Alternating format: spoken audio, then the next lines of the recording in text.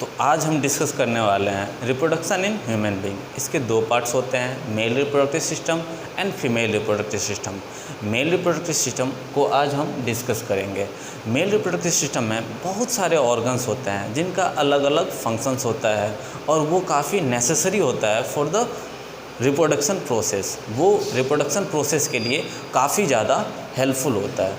अब mail reproductive system में दो टाइप के ऑर्गन हैं, प्राइमरी सेक्स ऑर्गन जिसे टेस्टिस कहते हैं।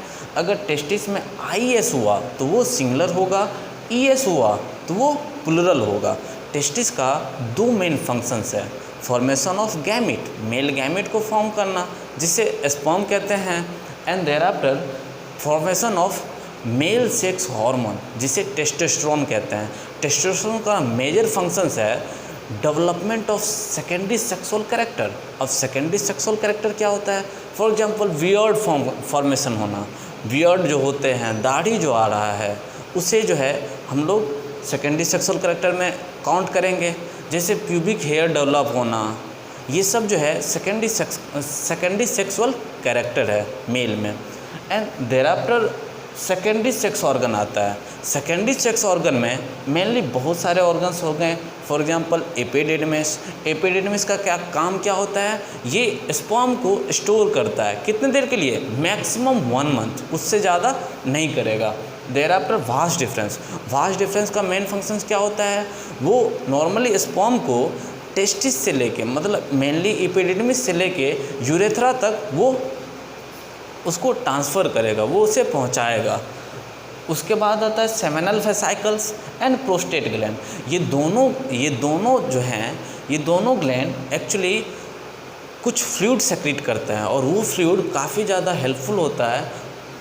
वो न्यूट्रिशन प्रोवाइड करता है स्पर्म को और वो मोटिलिटी प्रोवाइड करता है स्पर्म को। एंड लास्ट पार्ट जो है वो है पेनिस। पेनिस एक इरेक्टाइल मस्कुलर ट्यूबुलर ऑर्गन है। पेनिस एक इरेक्टाइल मस्कुलर मीन्स वो मसल से बना हुआ है, ट्यूबुलर मीन्स वो सिलेंड्रिकल इन शेप होता है और उसका मेन फंक्शंस होता है वो मेल गैमिट को फीमेल बॉडी में ट्रांसफ़र करना या फिर यूरिन को आउटसाइड ऑफ द बॉडी उसे ट्रांसफ़र करना। चलिए अब हम फिगर के माध्यम से इसे डिस्कस करते हैं। ये टेस्टिस है, ये एक मेल रिप्रोडक्टिव सिस्टम है और ये टेस्टिस है। टेस्टिस एक पाउच लाइक स्ट्रक्चर जिसे स्क्रोटम कहते हैं उसमें प्रेजेंट होता है और वो scrotum outside of the body होता है। तो बेसिकली ये टेस्टिस इनसाइड बॉडी के इनसाइड क्यों नहीं है? आप लोअर ऑर्गेनिज्म में देखोगे तो वहाँ टेस्टिस जो होते हैं वो नॉर्मली एब्डोमिनल कैविटी मीन्स पेट में होता है। पेट वाले कैविटी जो होता है उसमें वहाँ टेस्टिस पाया जाता है, लेकिन ये ह्यूमन में खास करके वहाँ जो स्क्रोटम वो एक पाउच लाइक स्ट्रक्चर में होता है जिसे स्क्रोटम कहते हैं। और स्क्रोटम मेनली 2 से 3 डिग्री कम टेम्परेचर प्रोवाइड करता है in comparison to the body temperature. Normal body temperature जो होती है उससे 2 और 3 डिग्री कम टेम्परेचर होता है स्क्रोटम का, और वो 2 और 3 डिग्री बहुत ज़्यादा नेसेसरी है ताकि वो स्पर्म फॉर्म कर पाए।